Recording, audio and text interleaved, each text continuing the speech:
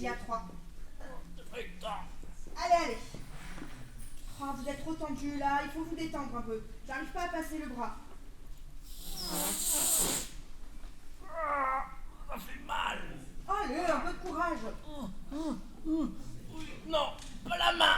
Ah si, il faut là, hein. Le bras. J'ai pas encore passé le coude. Allez, un petit effort.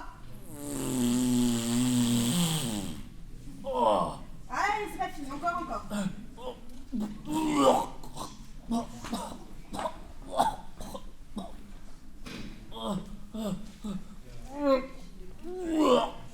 Allez, on recommence. 1. Non. Si, il faut 2. Ah oui. Oui. Oh, allez. Pas le bras. Si, ça suffit là. Pas tout. Ah.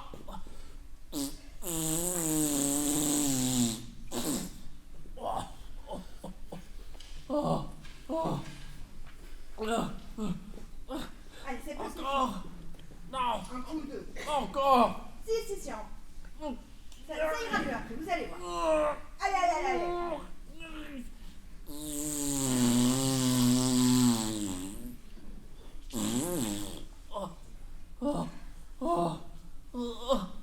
C'est fini. Presque un dernier. J'en peux plus. Oui, voilà, ça va.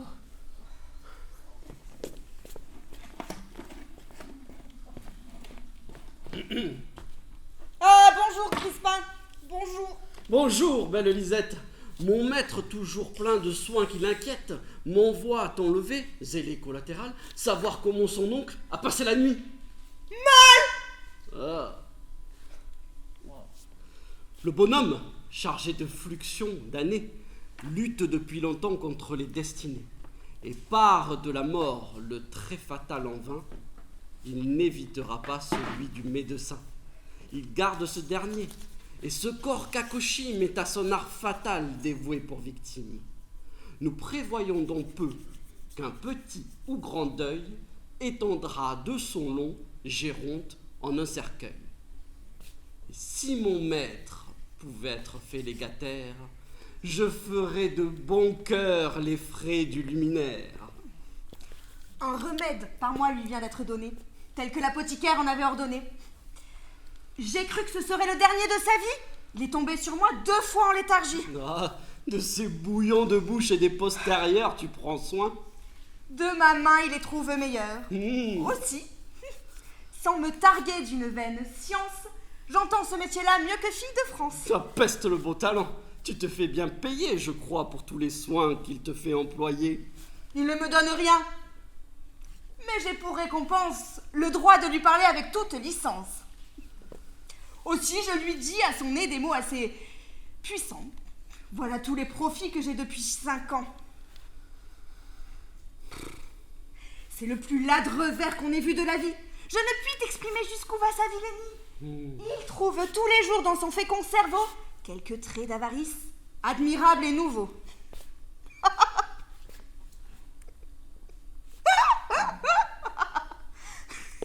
Il a pris pour médecin un apothicaire de taille sommaire. Il croit qu'étant petit, il lui devra moins d'argent et qu'attendu sa taille, il ne le paiera pas tant. S'il est court, il fera de très longues parties.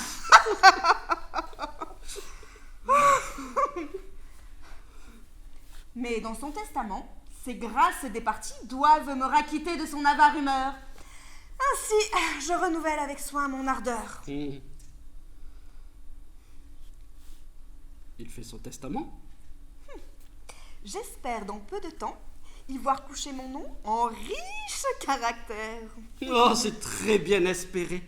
J'espère bien encore y voir coucher le mien en lettres d'or. Tout beau l'ami, tout beau. L'on dirait à t'entendre qu'à la succession tu peux aussi prétendre. Déjà ne sont-ils pas assez de concurrents sans aller te mettre au rang des aspirants? Il a tant d'héritiers, et le bon seigneur Géronte, il en a tant et tant que parfois j'en ai honte. Des oncles, des neveux, des nièces, des cousins, des arrière-cousins remués de Germain. J'en comptais l'autre jour en ligne paternelle 107 mâles vivants. Juge encore des femelles. Oui, mais mon maître aspire à la plus grosse part. J'en pourrais bien aussi tirer ma quote-part. Je suis un peu parent et tiens à la famille. Toi, Ma première femme était assez gentille, une bretonne vive et coquette surtout, qu'Éraste que je sers trouvait fort à son goût. Je crois, comme toujours, il fut aimé des dames, et nous pourrions bien être alliés par les femmes. Et de monsieur Géronte, il s'en faudrait bien peu, que par là je ne fusse un arrière-neveu. oui, là, tu peux passer pour parent de campagne. Ou pour neveu suivant la mode de Bretagne. Mais, raillerie à part, nous avons grand besoin qu'à faire un testament Géronte prenne soin. Si Primo, mon maître, n'est nommé légataire, le reste de ses jours il fera maigre cher. Secundo, quoiqu'il soit diablement amoureux, Madame Argante, avant de le couronner de ses feux et de le marier à sa fille Isabelle, veut qu'un bon testament bien sûr et bien fidèle fasse le dit neveu légataire de tout. Mais ce qui doit être le plus de notre goût, c'est qu'Éraste nous fait 300 livres de rente si nous réussissons au gré de son attente. Le don de notre hymen formera les liens. Ainsi tant de raisons sont autant de moyens que j'emploie à prouver qu'il est très nécessaire que le susdit neveu soit nommé légataire. Et je conclus enfin qu'il faut conjointement arrive pour arriver au susdit testament. Comment diable, Crispin? Tu plaides comme un ange. Je le crois. Mon talent te paraît-il étrange? Mais mon maître paraît. Ah, te voilà, Lisette. Guéris-moi si tu peux du soin qui m'inquiète. Eh bien, mon oncle, est-il en état d'être vu? Ah, monsieur, depuis hier, il est encore déchu. J'ai cru que cette nuit serait sa nuit dernière et que je fermerais pour jamais ses paupières. Les lettres de répit qu'il prend contre la mort ne lui serviront guère ou je me trompe fort. Ciel, que dis-tu là? C'est la vérité pure. Quel que soit mon espoir, je sens que la nature excite dans mon cœur de tristes sentiments. Ah, nous avons connu aussi autrefois les mêmes mouvements. Je ressens pour mon oncle une amitié sincère, et je donne dans son sens en tout pour lui complaire. Quoi qu'il dise ou qu'il fasse, ayant le droit ou non, je conviens avec lui qu'il a toujours raison. Il faut que le vieillard soit mal dans ses affaires, puisqu'il m'a commandé d'aller chez 2 notaires. Oh, de notaire, hélas, ça me fend le cœur. C'est pour instrumenter avec plus d'honneur. Et dis-moi, mon enfant, en pleine confidence, puis-je, sans me flatter, former quelque espérance? Elle est très bien fondée, et depuis quelques jours, avec Madame Argante, il tient certains discours, où l'on parle tout bas de legs, de mariage. Je n'ai de leur dessein rien appris davantage. Mais votre maîtresse est aussi mise dans l'entretien. Pour moi, je crois qu'il veut vous laisser tout son bien et vous faire épouser Isabelle. Ah, Lisette, que tu as tes sens, que ma joie est parfaite. Ce n'est point l'intérêt qui m'anime aujourd'hui. Un Dieu beaucoup plus fort et plus puissant que lui. L'amour parle en mon cœur. La charmante Isabelle est de tous mes souhaits une cause plus belle et pour le testament me fait faire des vœux. Oui, l'amour et le désir seront contents tous deux. Verrais-je d'un œil sec déchiré par lambeaux, par tant de campagnards, de pieds plats, de nigauds? Une succession qui doit, par parenthèse, vous rendre un jour heureux et nous mettre à votre aise. Car vous savez, monsieur... Va, tranquillise-toi. Ce que j'ai dit est dit. Repose-toi sur moi. Si votre oncle se fait le bien qu'il se propose, sans trop vanter mes soins, j'en suis un peu la cause. Je lui dis tous les jours qu'il n'a point de neveu plus complaisant, plus doux, plus respectueux. Non par l'espoir de ce que vous pouvez attendre, mais par un naturel et délicat et tendre. Ah, que cette fille-là connaît bien votre cœur. Vous ne seriez, ma foi, trop payé son ardeur. Je dois dans peu de temps contracter avec elle. Regardez-la, monsieur. Elle est jeune et belle. N'allez pas en user comme de l'autre, non. Mais Géronte vient, il faut changer de ton. Je n'ai pas eu le temps d'aller chez les notaires. Toi, qui m'as trop longtemps retenu par tes affaires. Cours, va vite. Va les prévenir qu'ils se tiennent prêts au besoin. L'un s'appelle Gaspard et demeure à ce coin. Et l'autre, un peu plus bas, et se nomme Scrupule. Voilà pour un notaire un nom bien ridicule.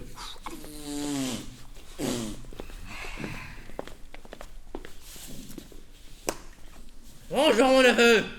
Je suis en vérité charmé de vous revoir en meilleure santé. De grâce, asseyez-vous. Ôtez donc cette chaise. Mon oncle, en ce fauteuil, sera mieux à son aise.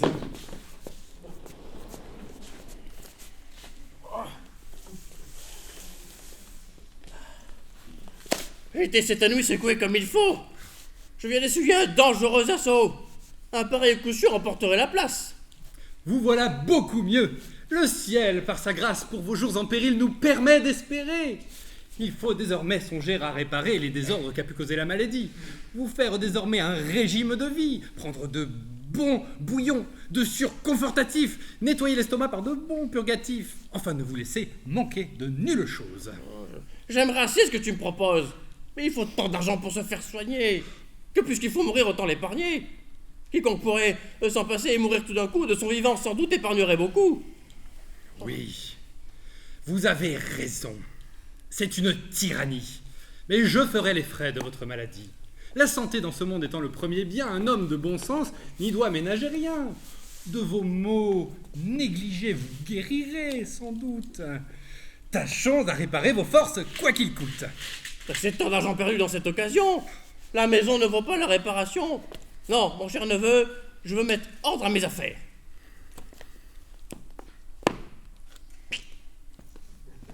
As-tu dit que l'on en a cherché deux notaires?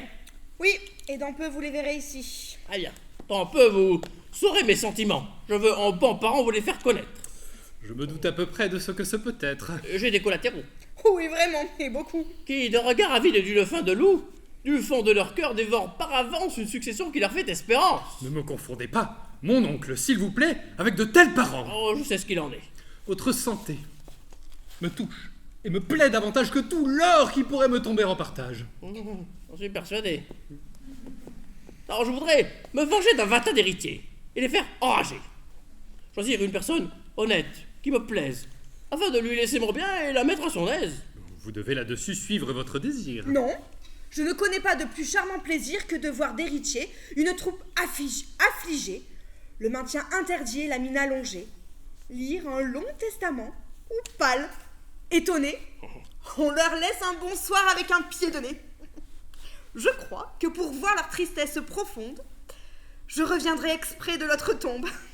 Quoique je sois déjà atteint et convaincu par les maux que je sens d'avoir trop longtemps vécu, quoiqu'un sable brûlant cause ma néphrétique, que j'endure les maux d'une acre sciatique qui, malgré le bâton que je porte en tout lieu, fait qu'en marchant je dissimule toujours un peu, je suis plus vigoureux qu'on l'imagine. Et je vois bien des gens se tromper à ma mine. Il est de certains jours de barbe où, sur ma foi, vous ne paraissez pas plus malade que moi. Est-il vrai? Dans vos yeux, un certain éclat brille. Oh, j'ai toujours reconnu du ban dans cette fille. Je veux pourtant songer à mettre hors dans mon bien, avant qu'un prompt trépas ne m'en ôte le moyen. Tu connais et vois parfois Madame Argante? Oui, dans ses procédés, elle est toute charmante. Sa fille, Isabelle, la connais-tu? Fort. C'est une fille sage et qui charme d'abord. Tu conviens que le ciel a versé dans son âme toutes les qualités que l'on doit chercher en une femme. Je ne vois pas d'objet plus digne d'aucun vœu, ni de fille plus propre à rendre un homme heureux. Je m'en vais l'épouser, Vous, mon oncle. moi-même.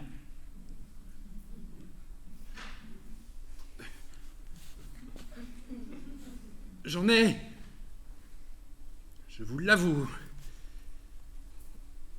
une allégresse extrême. Ah, ciel, assiste-nous! De quelle malheureuse allez-vous être époux? Mais d'Isabelle, en ce jour, et par ce mariage, je lui donne à ma mort tout mon bien en partage. Vous avez bien raison, et j'en suis très content.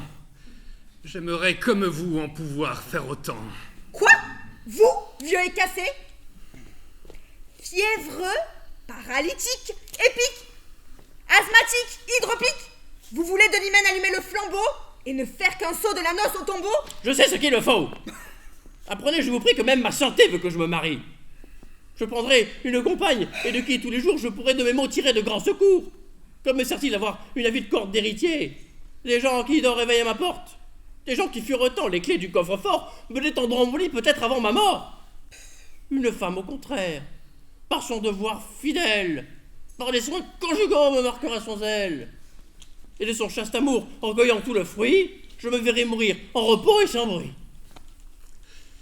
Mon oncle parle juste, et ne saurait mieux faire que de se ménager un secours nécessaire. Une femme économe et pleine de raison prendra seule le soin de toute la maison. Ah, un joli garçon. Oh. Aurais-je eu ma tante qui prit cette affaire ainsi qu'on lui va prendre? Votre bien seul, mes chers. Va, tu n'y perdras rien. Quoi qu'il puisse m'arriver, je te ferai du bien. Tu ne seras pas frustré de ton attente. Et quelqu'un vient? Monsieur, Madame Argante et sa fille sont là. Je vais les amener. Mon chapeau, ma perruque. Oh, on va vous les apporter.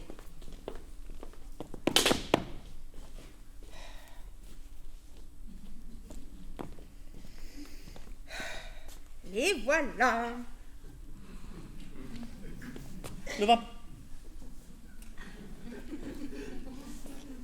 va pas leur parler, je te prie, ni de mon lavement, ni de ma léthargie. Elles ont toutes deux du reste bon nez. Elles le sentiront dans un moment, assurément.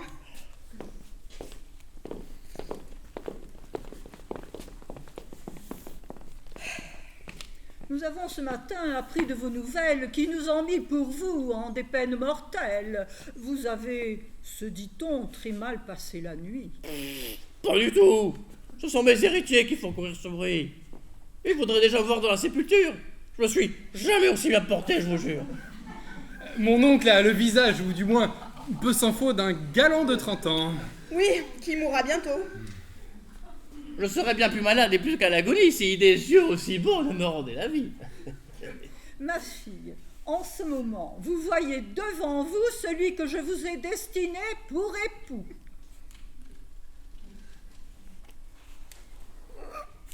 Mais oui, madame, c'est vous, pour le moins je m'en flatte, qui guérirait mes mots mieux que notre Hippocrate. Vous êtes, pour mon cœur, comme un gelette futur, qui doit le nettoyer de ce qu'il en a pur. Mon hymen avec vous est un surémétique, et je vous prends enfin pour mon dernier topique.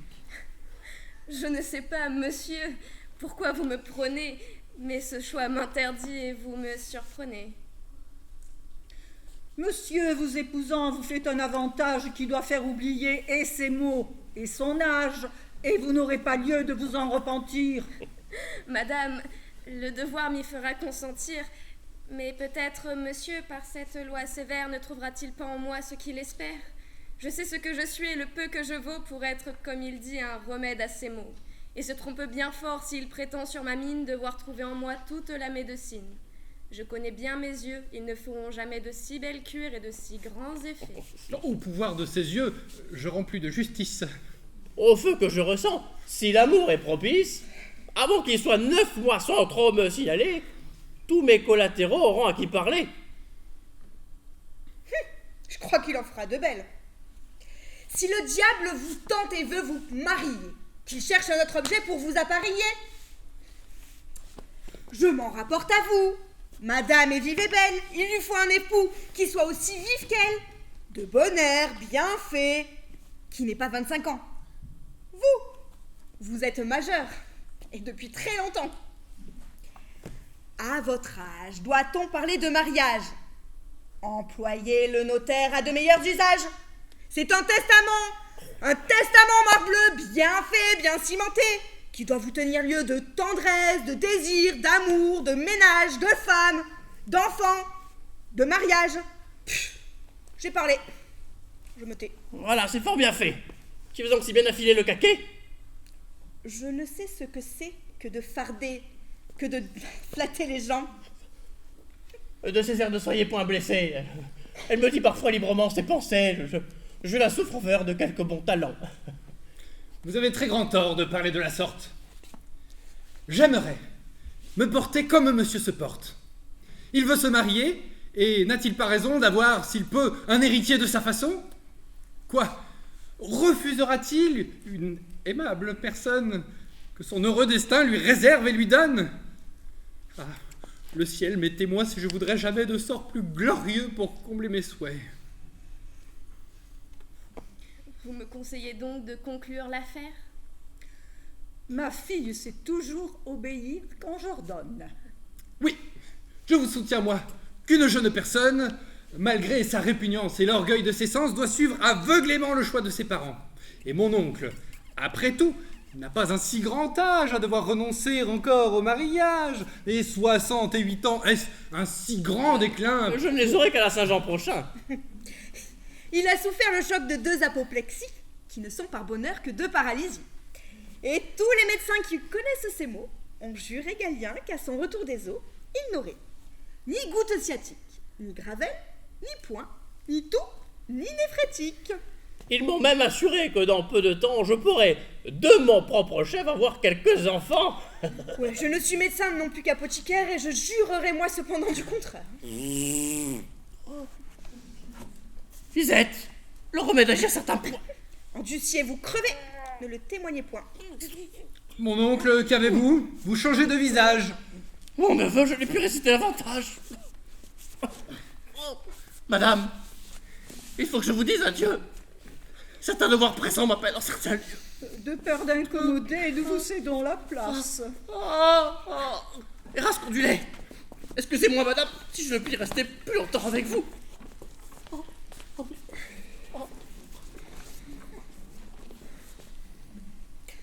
Oh, madame, voyez le pouvoir de vos coups. D'un seul de vos regards faciles, ça agite plus d'humeur, détache plus de bile, opère plus en lui que tous les médicaments qu'il prend depuis 6 mois. Oh, pouvoir de l'amour! Adieu, je me retire. Madame, accordez-moi l'honneur de vous conduire. Moi, je m'en vais là-dedans. Le bonhomme m'attend et ne fait rien sans moi. Ha! Pour le premier début d'une noce conclue, voilà, je vous l'avoue, une belle entrevue.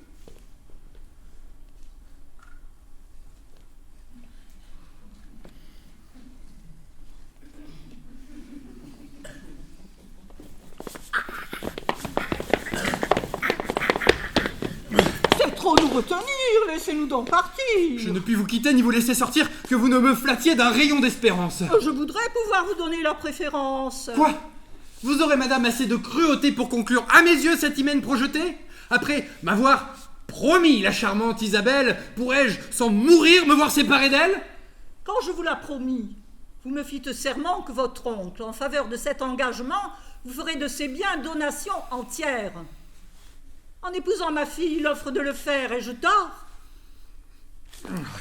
Vous, madame, y consentirez-vous?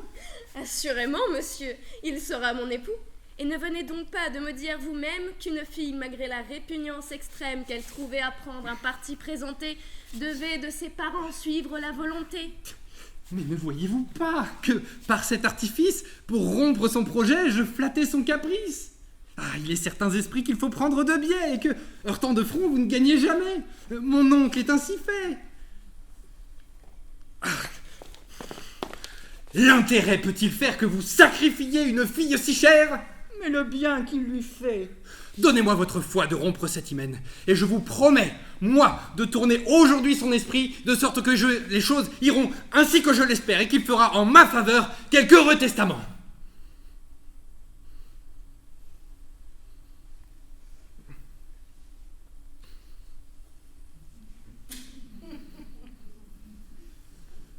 S'il le fait, ma fille est à vous, absolument.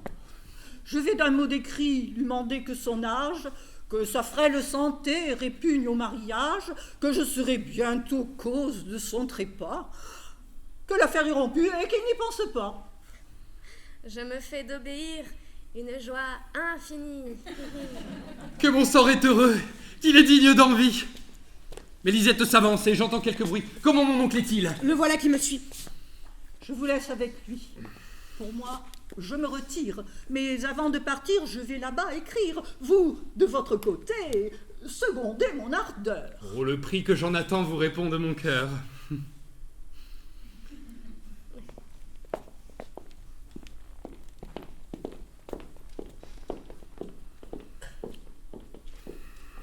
Eh bien, vous souffririez que votre oncle à son âge fasse devant vos yeux un si sot mariage et qu'il vous frustre d'un bien que vous deviez avoir? Hélas, ma pauvre enfant, j'en suis au désespoir. Mais l'affaire n'est pas encore consommée et son feu pourrait bien s'en aller en fumée. La mère, en ma faveur, change de volonté et va, d'un mot d'écrit entre nous concertés, remercier mon oncle et lui faire comprendre qu'il est un peu trop vieux pour en faire son gendre. Je veux dans le complot entrer conjointement. Et que deviendrait donc enfin le testament sur lequel nous fondons toutes nos espérances et qui doit un jour cimenter nos alliances et faire le bonheur d'Éraste et de Crispin?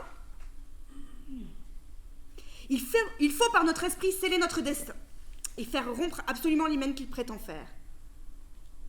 J'en ai fait dire un mot à son apothicaire. C'est un petit mutin qui doit venir tantôt et qui lui lavera la tête comme il faut. Je ne veux pas rester dans une nonchalance qu'il faut laisser au sot, mais Géronte s'avance.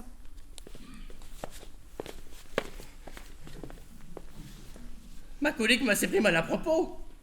Je n'ai jamais sorti à la fois tant de mots. Dont elle était pas héritée de ce que je les ai si brusquement quittés. On sait que d'un malade, on doit excuser tout. Monsieur a fait les honneurs pour vous jusqu'au bout. Je dirais cependant qu'en entrant en matière, vous n'avez pas fait là un beau préliminaire. Oh, mon oncle fera mieux une seconde fois. Suffit qu'en épousant, il ait fait un bon choix. Il est vrai cependant, j'ai quelques répugnances de songer à mon âge à faire une alliance, mais puisque j'ai promis. Ne vous contraignez point, on n'est pas aujourd'hui scrupuleux sur ce point. Monsieur acquittera la parole donnée. Le sort en est jeté, suivant ma destinée. Je voudrais qu'on inventât quelques petits cadeaux qui coûtent un peu d'argent et qui parut nouveaux. Reposez-vous sur moi des soins de cette fête, des habits, du repas qu'il faut que l'on apprête. J'ordonne sur ce point bien mieux qu'un médecin. Ne va pas m'embarquer dans un si grand festin. Oh, il faut que l'abondance avec soin répandu puisse nous raquitter de votre triste vue. Il faut également entendre ronfler les violons. Et je veux avec vous danser les cotillons. Je valais mon prix dans mon temps, tout comme un autre. Cela fait que bien peu vous valez dans le nôtre. Ma maîtresse, qui sort dans ce moment d'ici, m'a dit de vous donner le billet que voici. Pour ma santé, sans doute, elles sont inquiètes. Lisons. Lisette, va me chercher mes lunettes. Pourquoi donc tant vous préparer? Je vais vous déchiffrer le billet. Monsieur, depuis l'entrevue, j'ai fait réflexion sur le mariage proposé et je trouve qu'il ne convient ni à l'un ni à l'autre.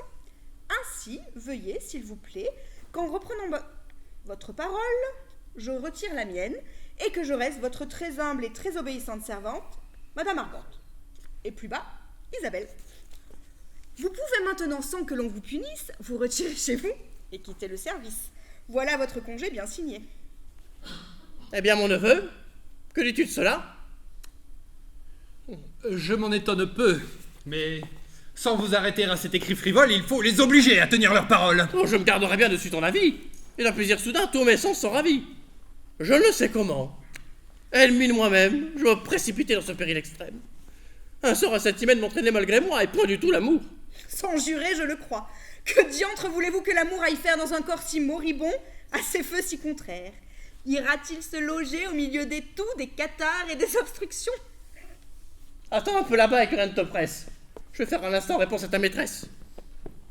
Voyez comme je prends promptement mon parti. De l'hymen tout d'un coup me voilà départi. Il faut chanter, monsieur, votre nom par la ville. Voilà ce qui s'appelle une action virile. C'était mérité, dans l'âge où vous voilà, malsain, fiévreux, goûteux, épique, tout cela, de prendre femme et faire en un jour si célèbre du flambeau de l'hymen une torche funèbre. Tu louais tantôt mon dessein et mes feux. Tantôt vous faisiez bien, et maintenant bien mieux.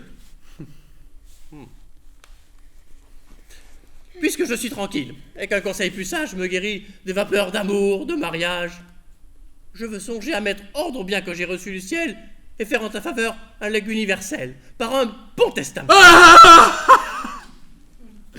Monsieur, je vous en prie, épargnez cette idée à mon âme attendrie. Je ne puis sans soupir vous ouïr prononcer le mot de testament. Il semble m'annoncer, avant qu'il soit longtemps, le sort qui doit le suivre et le malheur auquel je ne pourrai survivre. Je frémis quand je pense à ce moment cruel.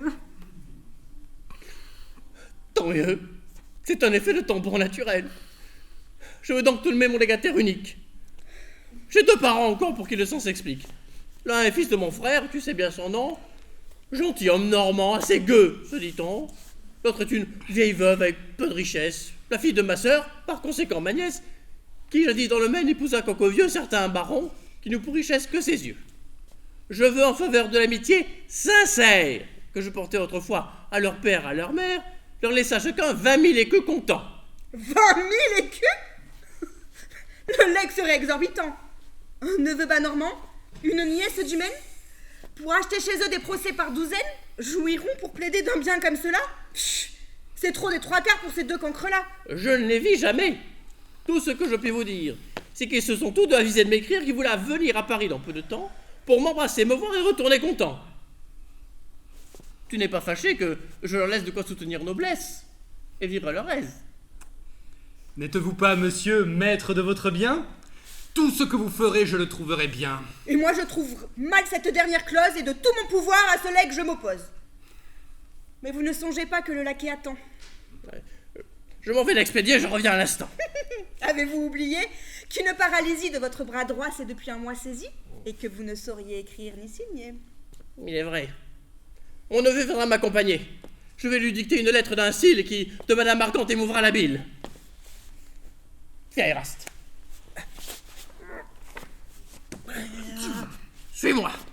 Vous obéir, monsieur, est ma suprême loi.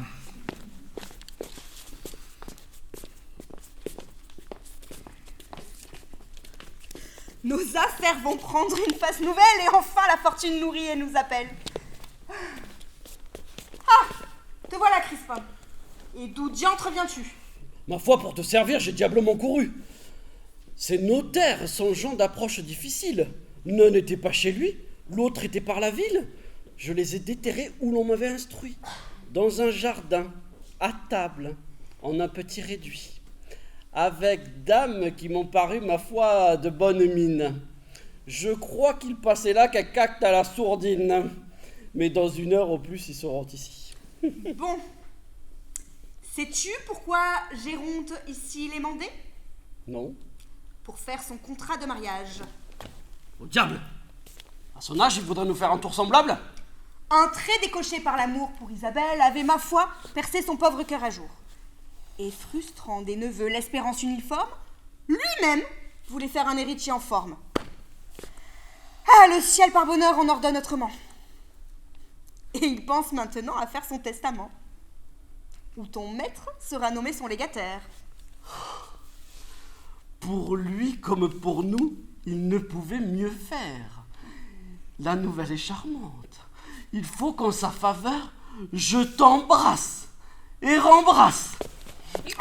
Et ma foi, de bon cœur, et qu'un épanchement de joie et de tendresse, en te congratulant l'amour qui m'intéresse. La nouvelle est charmante, il faut seul un trésor. Il faut, ma chère enfant, que je t'embrasse encore. Ah, ça suffit. Sois plus sage et plus modeste dans tes empressements. Excuse si la joie emporte un peu le geste. Mais comme dans ce bas monde, il n'est nul bien parfait et que tout ne va pas au gré de nos souhaits, il met au testament une fâcheuse clause. Et dis-moi, mon enfant, quelle est-elle? Il dispose de son argent comptant 40 000 écus pour 2 parents lointains et qu'il n'a jamais vus. 40 000 écus d'argent sec et liquide. De la succession, voilà le plus solide. C'est de l'argent comptant dont je fais plus de cas.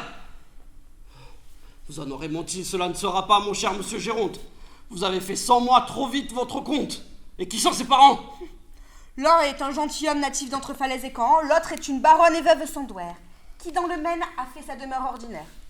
Plaideuse s'il en fut, comme l'on m'a dit souvent, qui de 25 procès on perd 30 par an. C'est tirer du métier toute la quintessence, puisque pour les procès à la si bonne chance, il faudra lui faire perdre encore celui-ci. L'un et l'autre arriveront bientôt ici. Il faut, mon cher Crispin, tirer de ta cervelle quelques ruses comme d'un arsenal qui déporterait Géronte à leur faire ce legs. As-tu vu quelquefois ces 2 parents? Non, jamais. Il a su seulement par une lettre qu'ils viendront à Paris lui rendre visite. Mon visage chez vous n'est-il point trop connu? Non, tu le sais, Géronte, tu le sais, ne t'a presque jamais vu.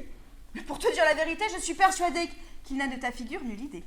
Bon, mon maître, sait-il le dangereux projet, l'intention de l'oncle et le tort qu'on lui fait? Il ne le sait que trop. Dans son cœur, il enrage et voudrait que quelqu'un détournât cet orage. Je serai ce quelqu'un. Je te le promets bien. De la succession, les parents n'auront rien.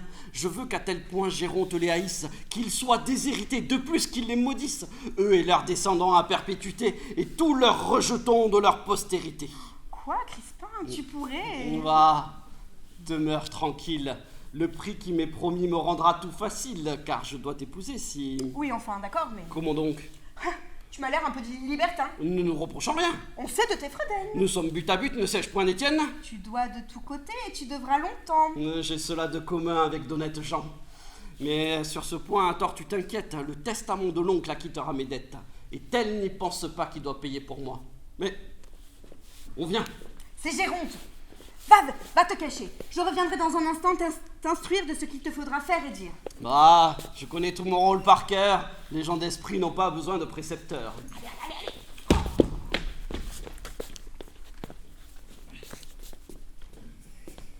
Je parle en cet écrit comme il faut à la mère. Je voudrais que quelqu'un me contât la manière dont elle recevra mon petit compliment. Je crois qu'elle sera surprise, assurément. Si vous voulez, monsieur, me charger de la lettre, moi-même entre ses mains, je promets de la mettre et de vous rapporter tout ce qu'elle aura dit et ce qu'elle aura fait en lisant votre écrit. Cela sera-t-il bien que toi-même on te voit... Vous ne sauriez, monsieur, me donner plus de joie. Dis-leur de bouche encore qu'elle ne songe pas à renouer cette semaine dont je fais peu de cas. De vos intentions, je sais tout le mystère. Que je vais un instant te nommer légataire, te donner tout mon bien. Je connais leur esprit, elles en crèveront toutes de dépit. Demeurez en repos, je sais ce qu'il faut dire et de notre entretien, je reviens vous instruire.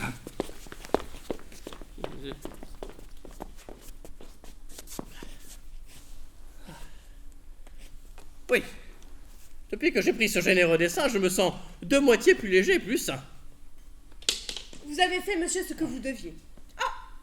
Mais j'aperçois quelqu'un, c'est votre apothicaire, monsieur Clistorel. Oh Dieu! Dieu vous garde en ces lieux! Je suis, quand je vous vois, plus vif et plus joyeux. Bonjour monsieur, bonjour. Parfois, je m'y connais pas, vous apparaissez fâché, quoi. J'ai raison de l'être. Qui vous a mis la bille si fort en mouvement? Qui me l'a mise? Oui. Vos sottises. Comment? Je viens vraiment d'apprendre une belle nouvelle qui me réjouit fort. Ah, et quelle est-elle? N'avez-vous point de honte à l'âge où vous voilà de faire extravagance égale à celle-là? Et de quoi s'agit-il donc? Il vous faudrait encore, malgré vos cheveux gris, quelques grains d'élébore.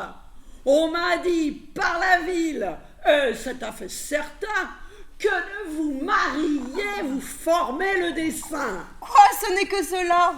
Comment donc dans la vie peut-on faire jamais de plus haute folie? Pourquoi vous récriez-vous que depuis un mois on vit remarier? Ah, bah vraiment, c'est bien de même. Avez-vous le courage et la malvigueur requise en mariage? Je vous trouve plaisant, et vous avez raison de faire avec moi quelques comparaisons. J'ai fait 14 enfants à ma première femme, Madame Clistorel. Dieu veuille avoir son âme. Et si, dans mes travaux, la mort ne me surprend, j'espère à la seconde en faire encore autant. Ce sera très bien fait. Oh, votre corps, cacochime, n'est point fait pour ce genre d'escrime.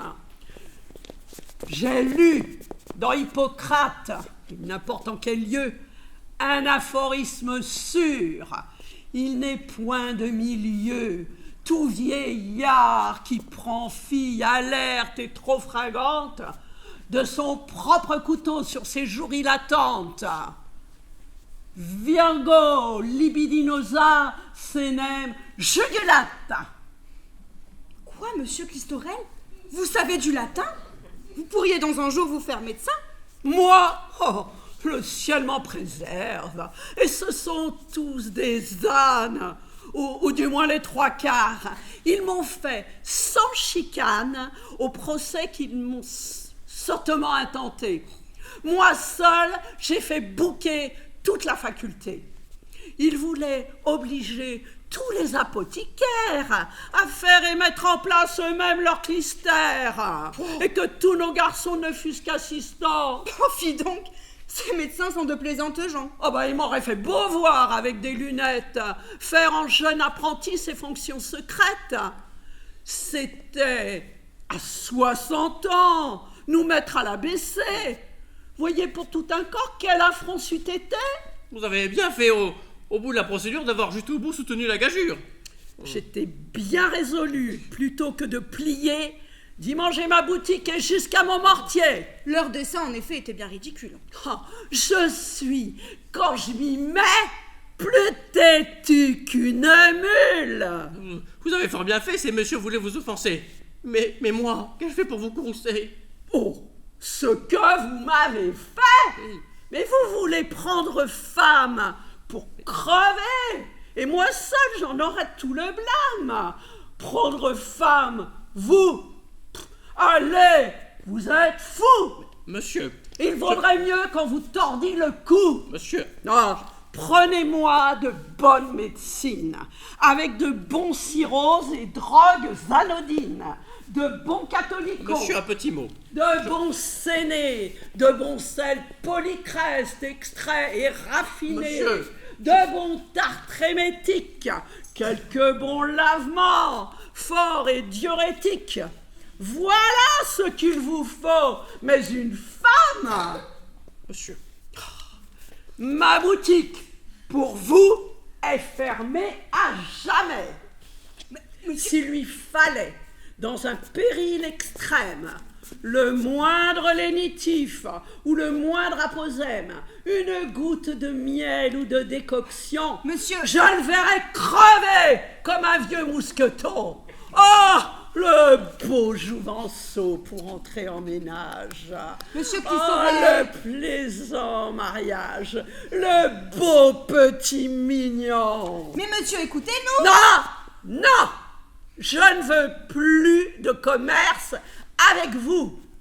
Serviteur, serviteur. Que le diable l'emporte. Non, je ne vis jamais animal de la sorte. À le bien mesurer, il n'est pas que je crois plus haut que sa seringue. Et glapi comme 3. Ces petits avortons ont tous l'humeur mitide.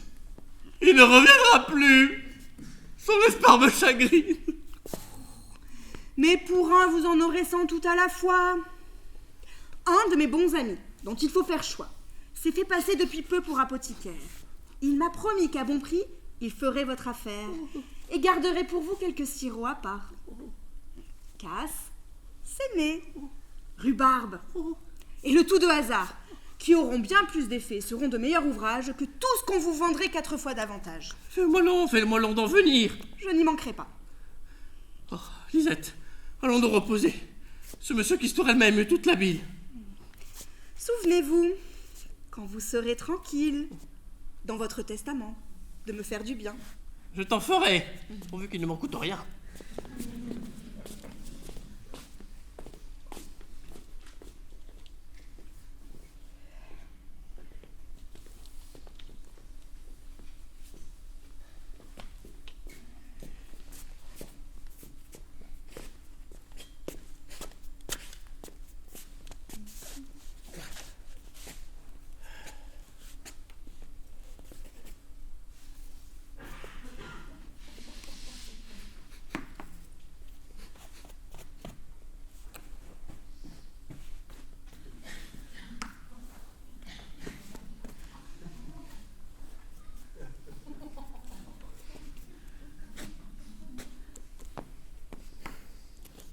Néras ne vient-il au point me rendre réponse? Qu'est-ce que ce délai me prédit et m'annonce? Pourquoi donc tant vous inquiéter? Suffit que de vous soyez content. Vous n'avez jamais rien fait de plus héroïque que de rompre cette hymen tragique comique. Je suis fort content de moi dans cette occasion. Et ce monsieur Kistorel avait fort bonne raison. C'était la pierre au cou, la tête la première, m'allait précipiter au fond de la rivière. Oh, c'était 100 fois pire que tout cela. Mais puisque tout va bien... Ah! Quelqu'un! Ah! La crève, allez, servante! Je porte et crier, personne ne se présente!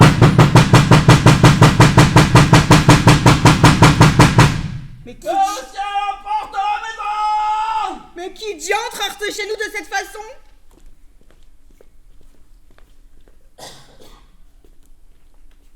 monsieur? Quel démon vous agite? Vient-on ainsi chez un malade rendre visite? Oh, c'est Crispin, c'est lui, ma foi! Tu ne te trompes pas, ma chère enfant, c'est moi. Bonjour, bonjour la fille. On m'a dit qu'en ces lieux, un gérant tenait son domicile, là. Pourrait-on lui parler? Et pourquoi non? Le voilà? Ah, monsieur, j'en suis bien aise. Ah, monsieur, touchez-la. Je suis votre agréé, le printemps m'emporte. Touchez-la, de chef. Le plaisir me transporte au point que je ne puisse assez vous le montrer. Cet homme prétend assurément me démembrer. Vous paraissez surpris autant qu'on le peut être. Je vois que vous avez peine à me reconnaître. Mettrez-vous son nouveau? Savez-vous bien pourquoi? C'est que vous ne m'avez jamais vu. Ha! Ah, je le crois. Mes feux, monsieur, mon père, Alexandre Choupille, gentilhomme normand, prit pour femme une fille qui fut à ce qu'on dit votre sœur autrefois, et qui me mit au monde au bout de 4 mois. Mon père se fâcha de cette diligence, mais un ami sensé lui dit en confidence qu'il est vrai que ma mère, en faisant des enfants, n'observait pas encore assez l'ordre des temps, mais qu'aux femmes, l'erreur n'était pas inouïe, et qu'elle ne manquait qu'à la chronologie. À la chronologie? Une femme, en effet, ne peut compter comme un homme l'aurait fait. Or donc, cette femelle, à concevoir si prompte, qu'à tout considérer, quelquefois j'en ai honte. En me mettant au monde, soit disgrâce ou faveur, m'a fait votre neveu, puisqu'elle est votre sœur. Apprenez mon neveu, si par hasard vous l'êtes, que vous êtes un sot au discours que vous faites. Ma sœur fut sage, et nul ne peut lui reprocher qu'on l'ait vue jamais sur l'honneur voir brancher. Je le crois. Cependant, tant qu'elle fut vivante, on dit que sa vertu fut un peu chancelante. Quoi qu'il en soit enfin, légitime ou bâtard, ou qu'on m'ait mis au monde ou trop tôt ou trop tard, je suis votre neveu, quoi qu'on dise l'envie. De plus, votre héritier, venu de Normandie exprès pour recueillir la succession. Voilà, c'est fort bien fait, change-nous l'attention. Quand vous en allez-vous? Voudriez-vous me suivre? Cela dépend du temps que vous avez à vivre. Mon oncle, soyez sûr que je ne partirai qu'après vous avoir vu bien cloué, bien muré, dont 4 ais de sapin reposèrent à votre aise. Oh ben, vous avez monsieur un oncle qui dit ses sentiments en toute liberté. Te dire vrai, j'en suis épouvanté. Je suis persuadé de l'humeur dont vous êtes, que ma succession sera des plus complètes, que je vais manier de l'or à pleine main, car vous êtes, dit-on, un avare, un vilain. Je sais que pour un sol d'une ardeur héroïque, vous vous feriez fesser dans la place publique. Vous avez, dit-on même, acquis en plus d'un lieu le titre d'usurier et de fesse-Mathieu. Sachez, mon neveu, qui tenait ce langage, que si de mes 2 bras j'avais encore l'usage, je vous ferai sortir par la fenêtre. Moi? Oui, vous, sortez, un instant. Ah! Par ma foi, je vous trouve plaisant de parler de la sorte. C'est à vous de sortir et de passer la porte. La maison m'appartient. Ce que je puis souffrir, c'est de vous y laisser encore vivre et mourir. Ah ciel, quel garnement! Je ne sais où j'en suis. Allons, mamie. Au bel appartement, mène-moi, je te prie. Est-il voisin du tien? Je te trouve à mon gré. Nous pourrions, la nuit, converser de plein pied. Bonne chère, grand feu, que la cave enforcée nous apporte à plein broc une liqueur aisée. Ah, fais main basse surtout, le bonhomme à bandeau, que l'on peut hardiment le ronger jusqu'aux os. Mon oncle, pour ce soir, je vous prie, il me faut 100 louis 9 comptant en avance d'Oiry. Sinon, demain matin, si vous le trouvez bon, je mettrai de ma main le feu dans la maison. Mon Dieu, ne vit-on jamais insolence semblable? Ce n'est pas un oncle que vous avez là, c'est le diable. Pour le faire sortir, employez la douceur. Mon neveu, c'est à tort qu'avec tant de hauteur, vous venez de tourmenter un oncle à l'agonie. En repos, laissez-moi finir ma triste vie, et vous hériterez le jour de mon trépas. D'accord. Et combien dans ce jour? À chaque pas, l'impitoyable mort sortit me poursuivre. Et il me reste tout au plus que 4 jours à vivre. Je vous en donne 6. Mais après, ventre bleu, n'allez pas me manquer de parole, ou dans peu, je vous fais enterrer, mort ou vif. Mon oncle, je vous laisse. Encore un coup. Tenez votre promesse, ou je tiendrai la mienne.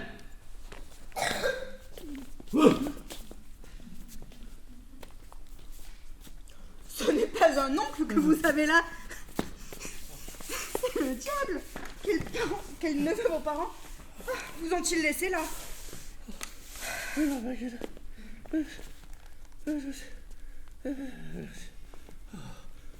Ma sœur fut sage, et nul ne peut lui reprocher.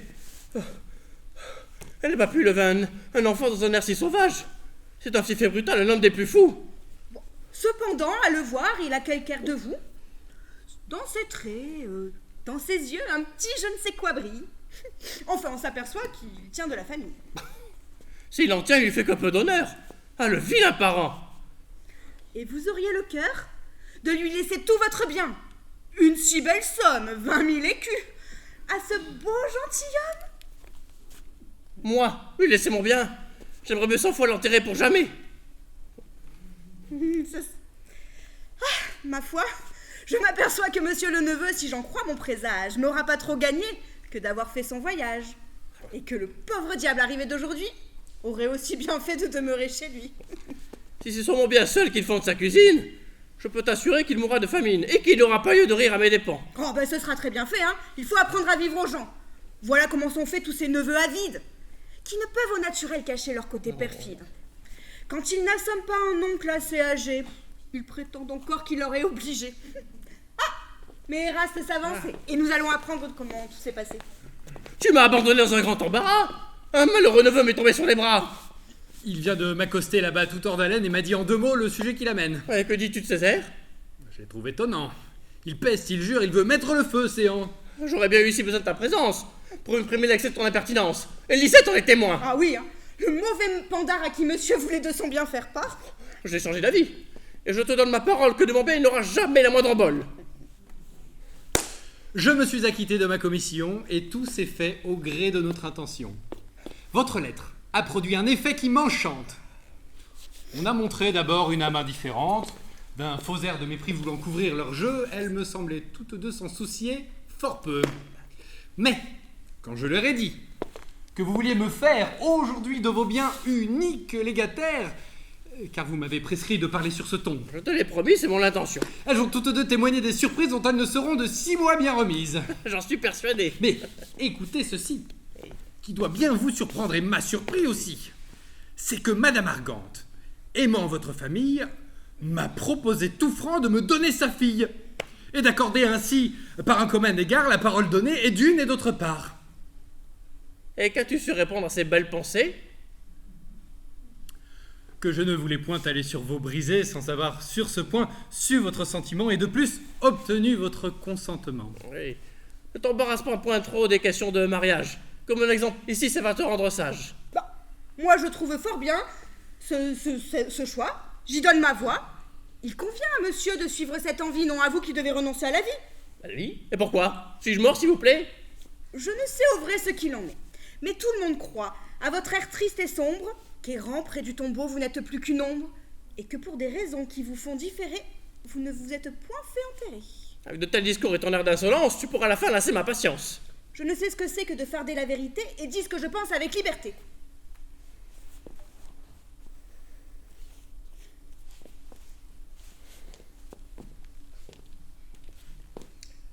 Une dame là-bas, monsieur, avec sa suite, qui porte le grand deuil, vient vous rendre visite et se dit votre nièce.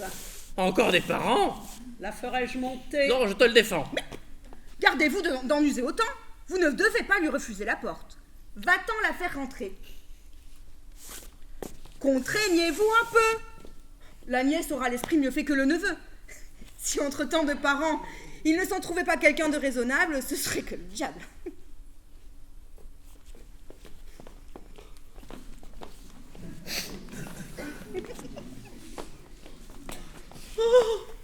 Permettez, je vous prie, que cet embrassement témoigne ma joie et mon ravissement.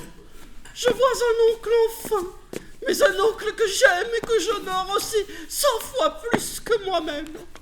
C'est Crispin, c'est lui. Oui, c'est lui, je le sais bien, nous avons eu là-bas un moment d'entretien.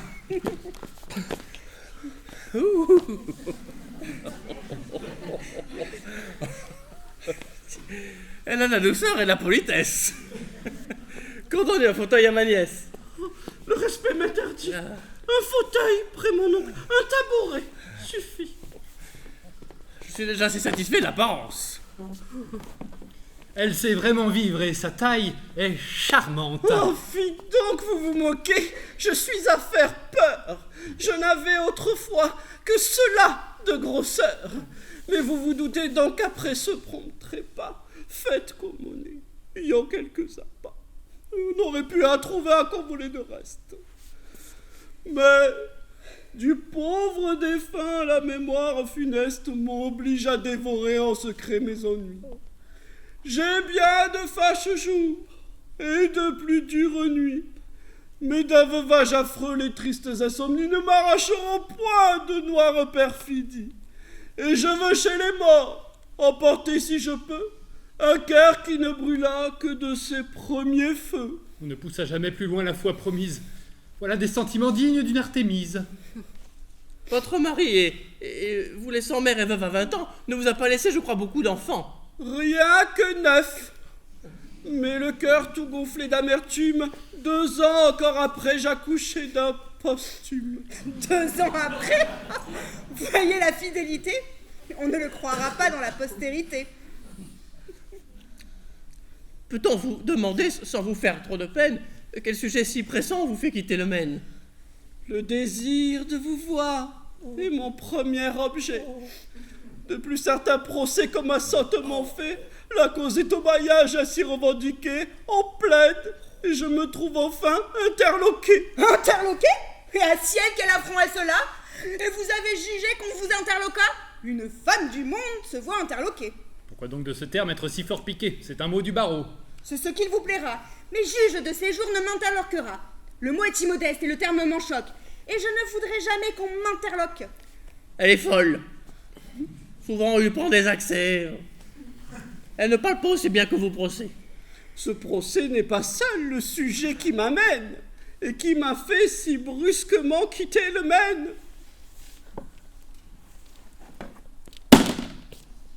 Ayant appris, monsieur, par gens dignes de foi, qui m'ont fait un récit de vous, et que je crois que vous étiez un homme atteint de plus d'un vice, un ivrogne, un joueur, Comment donc? Quel caprice! qui entier certains lieux, et le jour et la nuit, où l'honnêteté blesse et la pudeur gémit.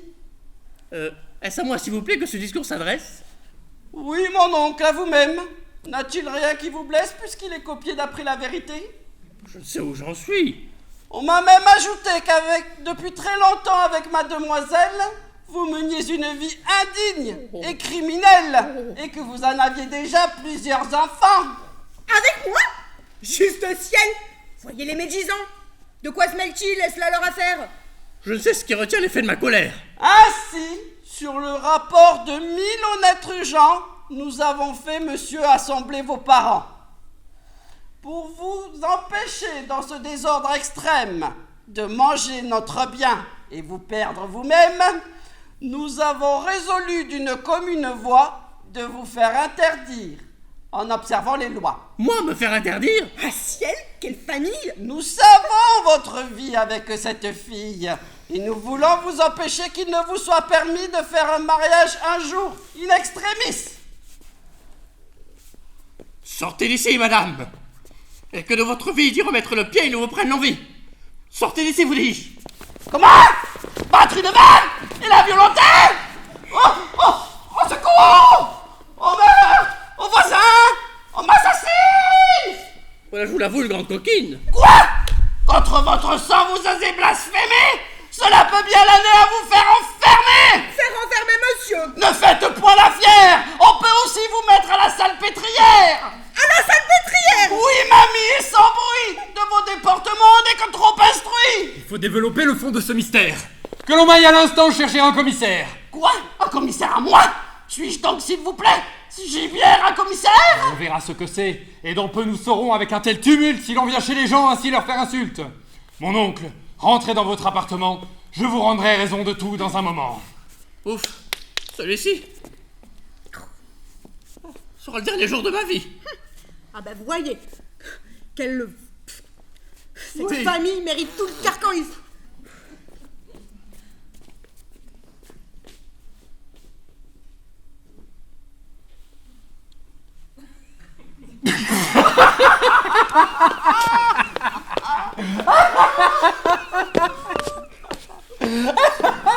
Crispin, est-il vrai ton ardeur sincère? Envoyez donc chercher un commissaire! Je l'attends des fermes! C'est bien vrai, c'est toi, je ne me trompe point. Oui, c'est moi, votre bleu! L'ardeur de vous servir m'a donné cet habit. Et à ce que vous voyez, mon projet réussit. Avec de certains mots, j'ai conjuré l'orage. Ici, des deux parents, j'ai fait le personnage. Et j'ai dit en leur nom de telle dureté qu'ils seront par ma foi tous deux déshérités. Quoi?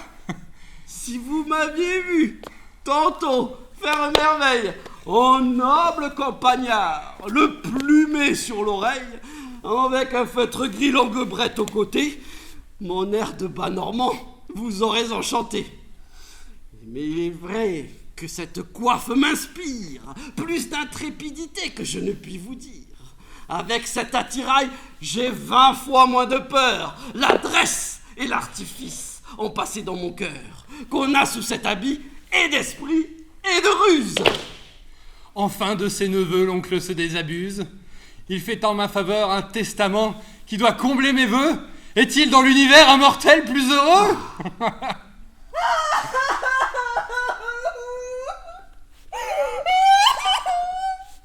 Monsieur, apprenez un terrible accident. Monsieur Géronte est mort. Oh ciel, que dis-tu là? Quoi? L'oncle de monsieur serait défunt? Hélas, il ne vaut guère mieux tant le pauvre homme est bas. Arrivant dans la chambre et se traînant à peine, il s'est mis sur son lit, sans force et sans haleine. Et raidissant les bras, la suffocation a tout d'un coup coupé sa respiration. Il est tombé, malgré mon assistance. Sans voix, sans sentiment, sans pouls, sans connaissance. Je suis au désespoir.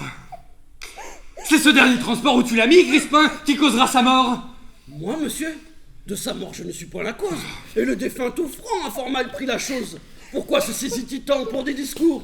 J'en voulais à son bien, mais non pas à ses jours. Ne désespérons point encore de sa vie.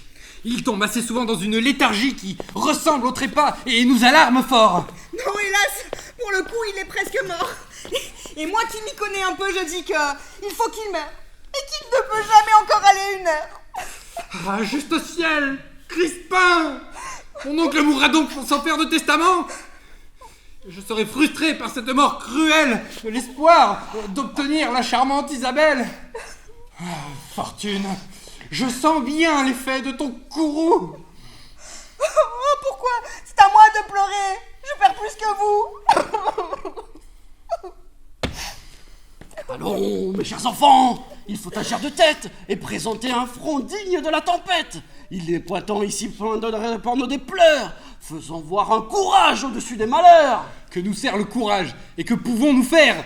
Il faut, premièrement, d'une ardeur salutaire, courir au coffre-fort, s'emparer des effets, démeubler la maison. Lisette, quelque temps, garde ta bouche cousue si tu peux. Va fermer la porte de la rue, empare-toi des clés de peur d'évasion. Personne n'entrera sans ma permission. Que l'ardeur du butin et d'un riche pillage n'emporte point trop loin votre bouillant courage. Surtout, dans l'action, gardons le jugement. Le ciel conspire en vain contre le testament.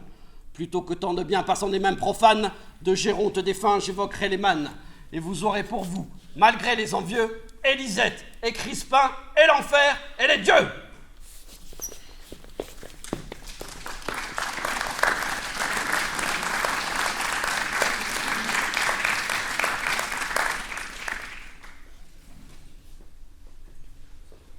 Ah, mon pauvre Crispin, je perds toute espérance. Mon oncle ne saurait reprendre connaissance. L'art et les médecins sont ici superflus. Le pauvre homme n'a pas à vivre une heure au plus. Le legs universel qu'il prétendait me faire, comme tu vois, Crispin, ne m'enrichira guère. Lisette et moi, monsieur, pour finir nos projets, nous comptons bien aussi sur quelques petits legs. Quoiqu'un destin cruel à nos désirs contraires épuise contre nous les traits de sa colère, nos soins ne seront pas infructueux et vains. 40 000 écus que je tiens dans ma main, tristes et fatals débris d'un malheureux naufrage, seront mis si je veux à l'abri de l'orage. Voilà tout bon billet que j'ai trouvé sur lui. Souffrez que je partage avec vous votre ennui. Ce petit lénitif, en attendant le reste, pourra nous consoler d'un coup aussi funeste. Il est vrai, Crispin. Mais enfin, tu sais bien que cela ne fait pas presque le quart du bien quand la succession, mes soins pouvaient prétendre, et que le testament me donnait lieu d'attendre. Des maisons à Paris, des terres, des contrats offraient bien à mes yeux de plus charmants appâts. Non que l'appât du gain et la soif de richesse me fissent ressentir leurs indignes faiblesses. C'est du feu le plus pur dont mon cœur était pris. Je devais épouser Isabelle à ce prix. Ce n'est qu'avec ce bien, qu'avec ces avantages que je puis de sa mère obtenir les suffrages. Faute de testament, je perds, et pour toujours, un bien dont dépendait le bonheur de mes jours. J'entre dans vos raisons. Elles sont très plausibles. Ce sont de ces coups imprévus et terribles, dont tout l'esprit humain demeure confondu, et qui mettent à bout la plus mâle vertu. En mort, tu devrais bien attendre encore une heure. Tu nous aurais tous mis dans un parfait repos, et le tout se serait passé bien à propos. Faudra-t-il qu'un espoir fondé sur la justice en stérile regret passe et s'évanouisse? Ne saurais-tu, Crispin, parer ce coup fatal et trouver promptement un remède à mon mal? Tu méditais tantôt quelque héroïque ouvrage. C'est dans les grands dangers qu'on voit un grand courage. Je croyais tantôt réparer cet échec, mais à présent j'échoue, et je demeure à sec. Tu veux donc me confondre et me désespérer? Les notaires, monsieur, viennent là-bas d'entrer. Oh. Je les ai fait mettre dans cette salle basse. Que voulez-vous, voyez, que voulez-vous, s'il vous plaît, qu'on en fasse? Je peux à tout moment croître mon embarras. Fais-en, ma pauvre enfant, tout ce que tu voudras. Ça veut-il que mon oncle a perdu connaissance et qu'il ne peut parler? Non, pas encore, je pense.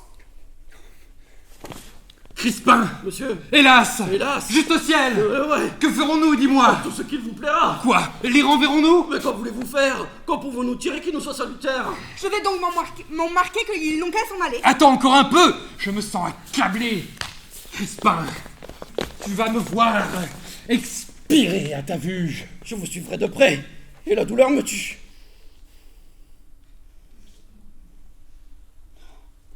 Faut-il nous voir tous trois écrasés comme d'un coup de foudre à la fois?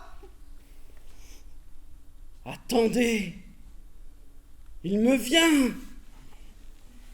Le dessin est bizarre. Il pourrait par hasard. J'entrevois. Je m'égare et je ne vois plus rien que par confusion. Peste l'animal avec sa vision! Et nous part du dessin que ton cœur se propose. Allons, Crispin, tâche à trouver quelque chose. Laisse-moi donc rêver! Ouida! Non. Si pourtant! Pourquoi non? On pourrait! Oh, ne rêve donc point tant! Les notaires sont là-bas dans l'impatience. Tout ici ne dépend que de la diligence. Il est vrai, mais j'accouche d'un dessin qui passera l'effort de tout esprit humain. Toi qui parais dans tout si légère et si vive, exerce à ce sujet ton imaginative, voyant ton bel esprit. Je t'en laisse l'emploi. Qui en fourberie peut être aussi fort que toi? L'amour doit ranimer ton adresse. Paix! Silence! Il me vient un surcroît de pensée. J'y suis, votre bleu! Bon! Dans un fauteuil assis! Fort bien! Ne troublez pas l'enthousiasme où je suis! Un grand bonnet fourré jusque sur les oreilles, les volets bien fermés. On s'est pensé à merveille. Oui, monsieur, dans ce jour, au gré de vos souhaits, vous serez légataire, je vous le promets. Allons, Lisette, allons, ranimons notre zèle. L'amour à ce projet nous guide et nous appelle. Va de l'oncle défunt me chercher quelque habit, sa robe de malade et son bonnet de nuit. Les dépouilles du mort feront notre victoire. Oh, je veux en élever un trophée à ta gloire, et je cours te servir. Je reviens sur mes pas. Tu m'arraches, Crispin, des portes du trépas. Si ton dessein succède au gré de notre envie, je te rendrai heureux le reste de ta vie. Je serai légataire et, par même moyen, j'épouserai l'objet qui fait seul tout mon bien. Ah, Crispin! Cependant, une terreur secrète s'empare de mes sens, m'alarme et m'inquiète. Si la justice vient à connaître du fait, elle est un peu brutale et saisie au collet. Il faut faire un faux sein, et ma main alarmée se refuse au projet dont mon âme est charmée. Ton trouble est mal fondé. Depuis 2 ou 3 mois, Géronte ne pouvait se servir de ses doigts. Ainsi, sa signature ailleurs, si nécessaire, n'est point, comme tu vois, requise en notre affaire. Et tu déclareras que tu ne peux signer. Ah, de bonnes raisons, je me laisse gagner, et je sens ma foi renaître en mon courage, l'ardeur dont j'ai besoin pour un si grand ouvrage. Du bonhomme Géronte, en gros comme en détail, comme tu l'as requis, voilà tout l'attirail. Ah, ne perdons point de temps, que l'on m'habille en hâte. Vous, monsieur, s'il vous plaît, mettez la main, s'il vous plaît, à la pâte, la robe, dépêchons. Passez-la dans les bras. Oh, le mauvais valet. Ça, le mouchoir de cou. Mets-moi vite ce casque. Ce casque. Ah, les pantoufles.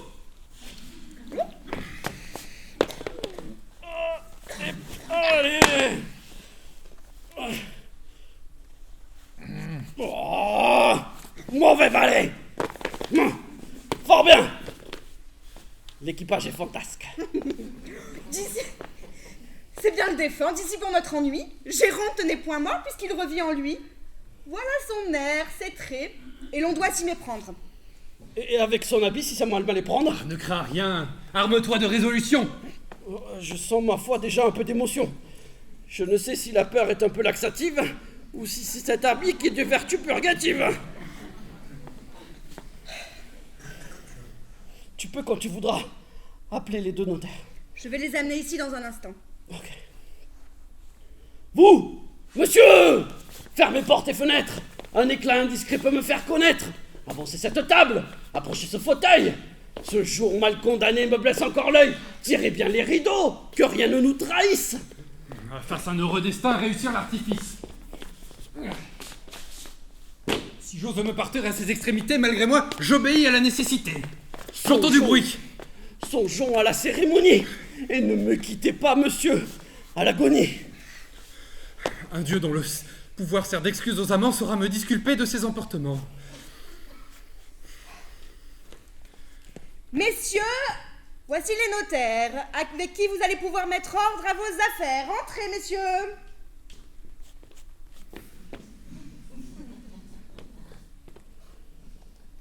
Messieurs, je suis ravi, quoiqu'à l'extrémité, de vous voir tous 2 en parfaite santé. Je voudrais bien encore être à l'âge où vous êtes. Et si je me portais aussi bien que vous faites, je ne songerais guère à faire un testament. Cela ne doit point vous chagriner un moment. Rien n'est désespéré. Cette cérémonie, jamais d'un testateur n'a raccourci la vie. Au contraire, monsieur, la consolation d'avoir fait de ses biens la distribution répand au fond du cœur un repos sympathique, certaine quiétude et douce et balsamique, qui, se communiquant après dans tous les sens, rétablit la santé dans quantité de gens. Que le ciel veuille donc me traiter de la sorte. Messieurs, asseyez-vous. Toi, va fermer la porte. D'ordinaire, monsieur, nous apportons nos soins que ces actes secrets se passent sans témoin. Il serait à propos que monsieur prît la peine d'aller avec madame dans la chambre prochaine. Moi, je ne puis quitter monsieur un seul moment. Mon oncle, sur ce point, dira son sentiment. Ces personnes, messieurs, sont sages et discrètes. Je puis leur confier mes volontés secrètes et leur montrer l'excès de mon affection. Nous ferons tout au gré de votre intention. L'intitulé sera tel qu'on doit le faire et l'on le réduira dans le style ordinaire. Par devant, fut présent, Géronte, etc. Dites-nous maintenant tout ce qu'il vous plaira. Je veux, premièrement, qu'on acquitte mes dettes. Nous n'en trouverons pas, je crois, beaucoup de fêtes. Je dois 400 francs à mon marchand de vin, un fripon qui demeure au cabaret voisin. Fort bien. Où voulez-vous, monsieur, qu'on vous enterre? À vrai dire, messieurs, il ne m'importe guère. J'aurai soin du convoi, de la pompe funèbre et n'épargnerai rien pour la rendre célèbre. Non, mon neveu, je veux que mon enterrement se fasse à peu de frais et fort modestement. Il fait trop cher mourir, ce serait conscience. Jamais de mon vivant je n'aimais la dépense. Je puis être enterré fort bien pour un écu. Le pauvre malheureux meurt comme il a vécu. C'est à vous maintenant, s'il vous plaît, de nous dire les legs qu'au testament vous voulez faire écrire. C'est à quoi nous allons nous employer dans peu. Je nomme, j'institue Éraste, mon neveu, que j'aime tendrement, pour mon seul légataire, unique, universel. Ô douleur trop amère!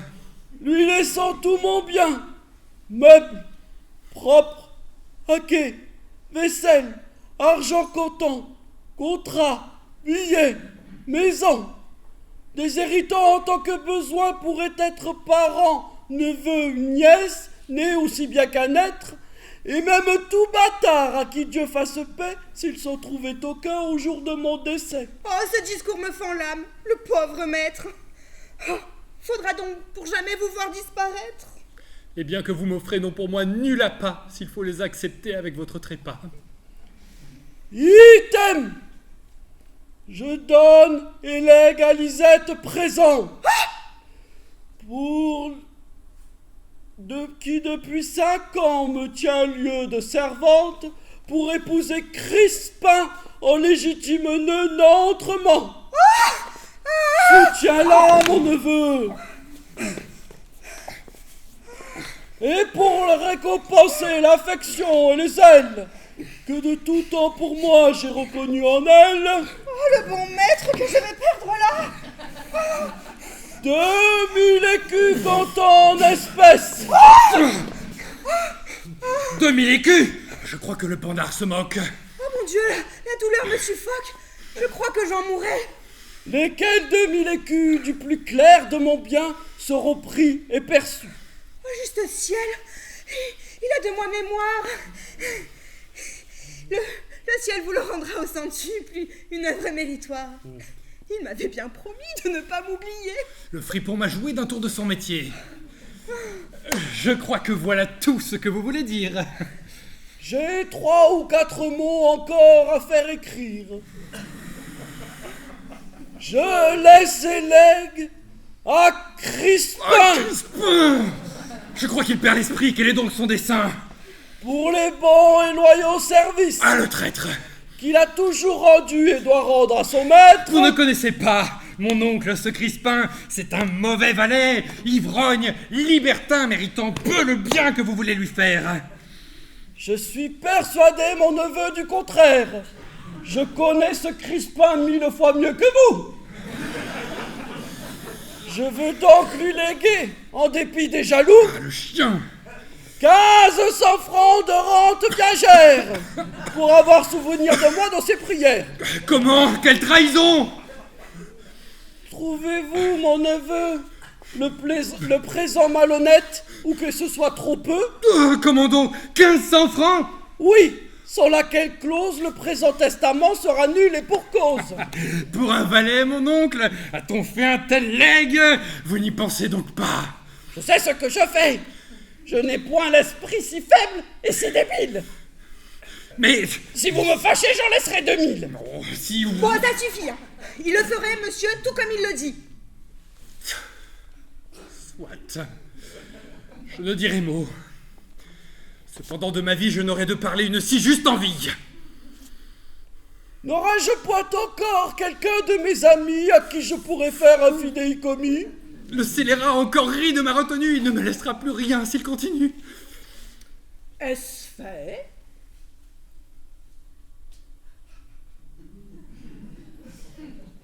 Oui, monsieur. Ah, le ciel en soit béni. Voilà le testament heureusement fini. Vous plaît-il de signer? J'en aurais grande envie, mais j'en suis empêché par la paralysie qui me tient depuis quelques mois sur le bras droit. Et le dit testateur déclarant cet endroit que de signer son nom, il est dans l'impuissance de cela interpellant au gré de l'ordonnance. Qu'à faire un testament est un pesant fardeau.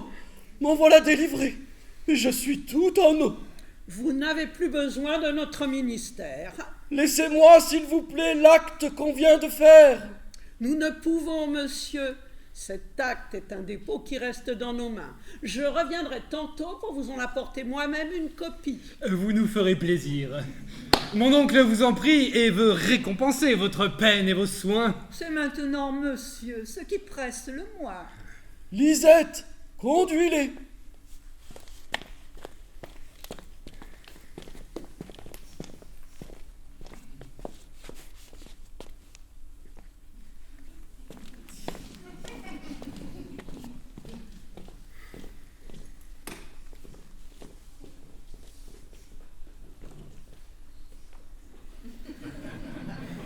Ai-je tenu parole? Et dans l'occasion sèche jouer mon rôle et faire un testament? Trop bien pour ton profit.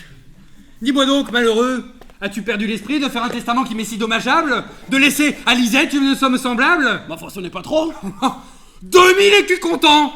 Il faut qu'en pareil cas chacun soit content. Pouvais-je donc moins laisser à cette pauvre fille? Comment donc? Traître! Elle est un peu de la famille.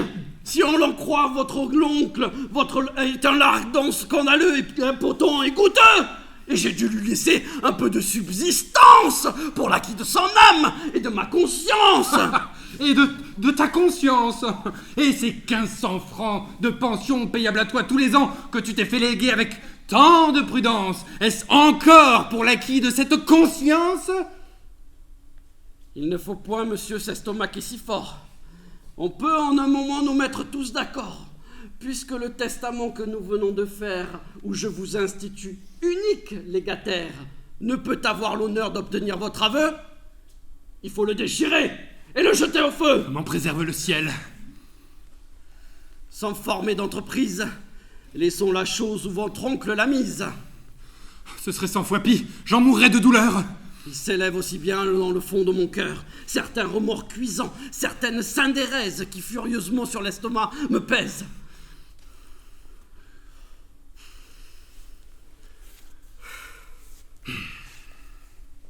Rentrons, Crispin. Je tremble et suis persuadé que nous allons trouver mon oncle décédé, ou que dans ce moment, pour le moins, il expire. Hélas, il était temps, ma foi, de faire écrire. Le laurier dont tu viens de couronner ton front ne peut avoir de prix ni trop grand ni trop prompt.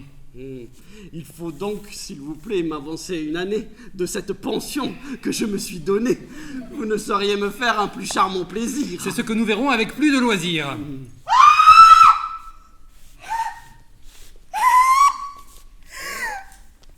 Miséricorde! Un ciel! Je me meurs! Je suis morte. Qu'as-tu donc, mon enfant, à crier de la sorte? J'étouffe. La peur m'empêche de parler. Mais quel vertigo a donc pu te troubler? Parle donc, si tu veux. Géronte! Eh bien, Géronte! Prenez garde à moi! Mais veux-tu finir ton compte? Un grand fantôme noir. Comment donc? Que dis-tu? Hélas non, je dis ce que j'ai vu. Après avoir raccompagné ces messieurs dans la rue, où la mort du bonhomme est déjà répandue, où même le crieur a voulu faire entrer avec lui malgré moi tout l'attirail d'un convoi, de la chambre de votre oncle, où gisait votre oncle sans escorte, il m'a d'abord semblé entendre s'ouvrir la porte. Et montant l'escalier, je suis tombée nez pour nez, comme un grand revenant sur Géronte, sur ses pieds. De la crainte dormante ton âme possédée t'abuse et te fait voir un fantôme en idée. C'est lui, je vous dis, il parle. Bah, pourquoi ce grand cri? Excuse mon enfant, je te prenais pour lui. Courant, criant, sans détourner la vue, essoufflée et tremblante, je suis venue ici pour vous dire que le mal de votre oncle en ces lieux n'est qu'une léthargie et qu'il ne s'en trouve que mieux. Avec quelle constance au branle de sa roue la fortune ennemie et me berce et me joue. Oh, trop flatteur espoir, projet si bien mené et mieux exécuté. Qu'êtes-vous donc devenu? Voilà donc le défunt que le sort nous renvoie, et l'avare à Chéron lâche encore sa proie. Vous le voulez, grand Dieu? Ma constance est à bout, je ne sais où j'en suis et j'abandonne tout.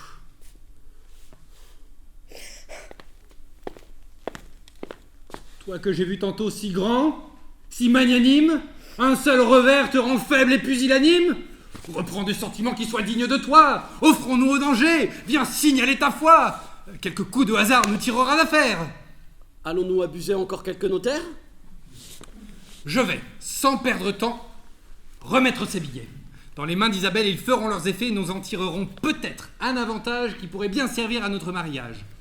Vous, rentrez chez mon oncle et prenez bien le soin d'appeler le secours dont il aura besoin. Pour retourner plus vite, je pars en diligence et viens vous rassurer ici par ma présence.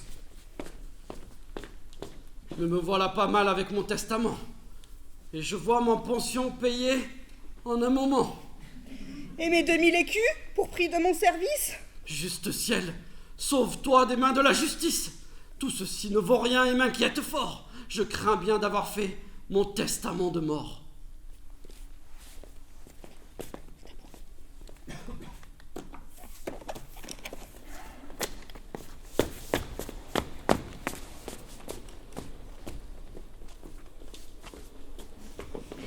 Quel est votre dessein? Et que voulez-vous faire? Puis-je de ces billets être dépositaire? On me soupçonnerait d'avoir prêté les mains à faire réussir en secret vos desseins. Maintenant que votre oncle a pu, malgré son âge, reprendre de ses sens heureusement l'usage, le parti le meilleur, sans user de délai, est de lui reporter vous-même ces billets. Ce n'est point d'aujourd'hui que je connais, madame, les nobles sentiments qui règnent dans votre âme. Nous ne prétendons point, vous ni moi, retenir un bien qui ne nous peut encore appartenir. Mais prenez ces billets, quelques moments de grâce. Le ciel m'inspirera ce qu'il faut que je fasse, je le prends à témoin si dans ce que j'ai fait, l'amour n'a pas été mon principal objet. Hélas, pour mériter la charmante Isabelle, j'ai peut-être un peu trop fait éclater mon zèle. Mais on pardonnera ces transports amoureux. Mon excuse, madame, est écrite en vos yeux. Puisque pour notre hymen j'ai eu l'aveu de ma mère, je puis faire paraître un sentiment sincère. Tous les vins brillants dont vous pouvez hériter chaque jour n'ont point du tout pour vous déterminé l'amour. Votre personne seule est le seul bien qui me flatte, et tous les vins brillants dont la fortune éclate ne sauraient éblouir un cœur comme le mien. Si je l'obtiens, ce cœur, non, je ne veux plus rien. Ces beaux sentiments sont fort bons dans un livre. L'amour seul, quel qu'il soit, ne donne point à vivre. Et je vous apprends, moi, que l'on ne s'aime bien quand on est marié, qu'autant qu'on a de bien. Mon oncle, maintenant, par sa convalescence, fait renaître en mon cœur la joie et l'espérance, et je vais l'exciter à faire un testament. Mais ne craignez-vous rien de son ressentiment? Ces billets détournés ne peuvent-ils point faire qu'il prenne à vos désirs un sentiment contraire? Et voilà la raison qui me fait hasarder à vouloir quelque temps encore les garder. Pour revoir ce dépôt entrer en sa puissance, il accordera tout sans trop de résistance. Il faut, mademoiselle, en ce péril offert, être un peu, en ce jour, avec nous de concert. Voilà tout bon billet qu'il faut, s'il vous plaît, prendre. Moi? Mais n'en rougissez point, ce n'est que pour les rendre. Je ne sais, monsieur, en cette occasion, si je dois accepter cette commission. De ces billets surpris, on me croira complice. En restitution, je suis encore novice. Et j'entends quelques bruits. C'est Crispin que je vois. À qui donc en as-tu? Te voilà hors de toi. Allons, monsieur, allons. Il faut, ma foi, ici soutenir l'abordage. Monsieur Géron t'approche. Au ciel.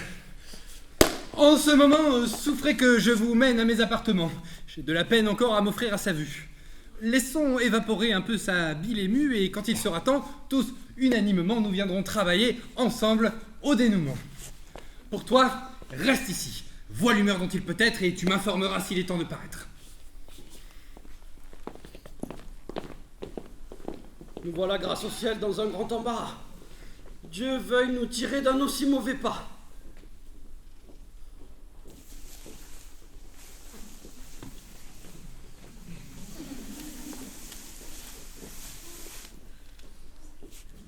Je ne puis revenir encore de ma faiblesse. Je sais où j'en suis, l'éclat du jour me blesse. Et mon faible cerveau, par ce choc ébranlé, par de sombres vapeurs, est encore tout troublé. Et j'étais longtemps dans ma léthargie. Pas tant que nous croyons. Mais votre maladie nous a tous mis ici dans un dérangement, un soin, une agitation, un mouvement qui n'est dans le fond pas bien aisé de vous décrire. Crispin saura vous le dire.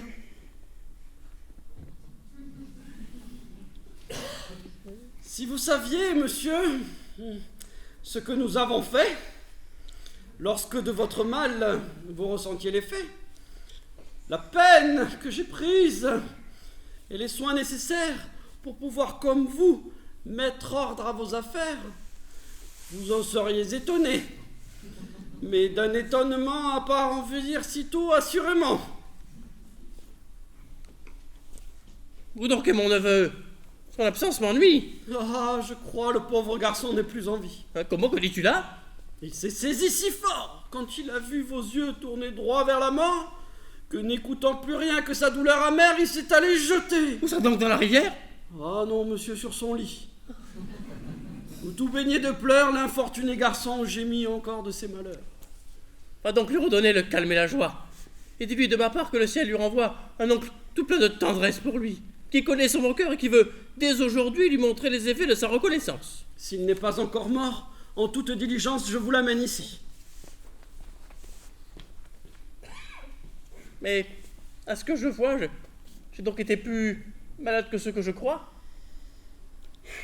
Nous vous avons cru mort une heure entière. Mais il faut donc expliquer mes volontés dernières, sans perdre de temps faire mon testament. Les notaires sont-ils venus?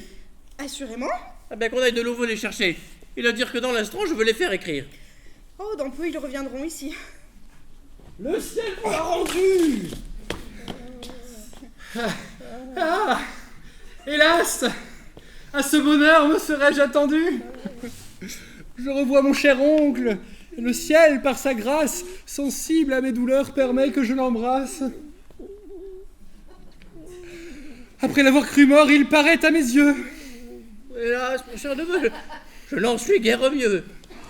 Je rends grâce au ciel de prolonger ma vie. Ce garçon-là vous aime tendrement. Si vous aviez pu voir les syncopes, les crises, dont par sympathie, il sentait les reprises, ça vous aurait percé le cœur de part en part. Nous en avons eu tous trois, une autre bonne part. Mais... mon neveu... ouais. J'y pense, mais... Les notaires sont-ils venus? Ils vont revenir un peu et... Ah! Voilà, l'un des deux notaires qui arrive d'ailleurs. Ah! Bonjour, monsieur Scrupule. Ah, me voilà perdu. Ici depuis longtemps, vous êtes attendu. Certes, je suis ravi, monsieur, de voir qu'en moins d'une heure, vous jouissiez déjà d'une santé meilleure. Je savais bien qu'ayant fait votre testament, vous sentiriez bientôt quelque soulagement. Le corps se porte bien mieux lorsque l'esprit se trouve dans un parfait repos. Tous les jours, je l'éprouve. Voici donc le papier que, selon vos desseins, je vous avais promis de remettre en vos mains. Comment? Quel papier? De quelle affaire s'agit-il? C'est votre testament que vous venez de faire. J'ai fait mon testament? Oui, sans doute, monsieur. Oh, Crispin, Le cœur me bat. Je frissonne de peur. Parbleu, vous rêvez, monsieur. C'est justement pour le faire que j'ai besoin de votre ministère. Je ne rêve, monsieur, en aucune façon. Vous nous l'avez dicté plein de sens et raison. Le repentir sitôt saisirait-il votre âme? Monsieur était présent, aussi bien que madame, ils pourront là-dessus dire ce qu'ils ont vu. Que dire? Au juste ciel. Me voilà confondu. Les races étaient présents? Oui, monsieur, je vous jure. Mais parle, mon neveu, je t'en conjure. Ah, ne me parlez pas, mon oncle, de testament. C'est m'arracher le cœur trop tyranniquement. Mais Lisette, parle donc. Oh, Crispin, parle à ma place. Je sens dans mon gosier que ma voix s'embarrasse.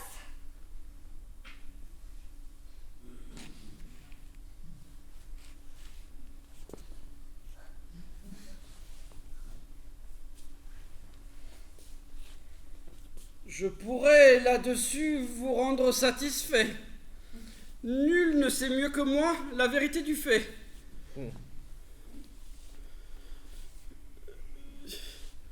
Vous avez écrit votre testament. Mais on ne peut pas on ne peut pas croire absolument tantôt que vous allez absolument l'écrire. Mais je suis très certain qu'au lieu où vous voilà, un homme à peu près mis comme vous êtes là, assis dans un fauteuil auprès de deux notaires, a dicté mot à mot ses volontés dernières.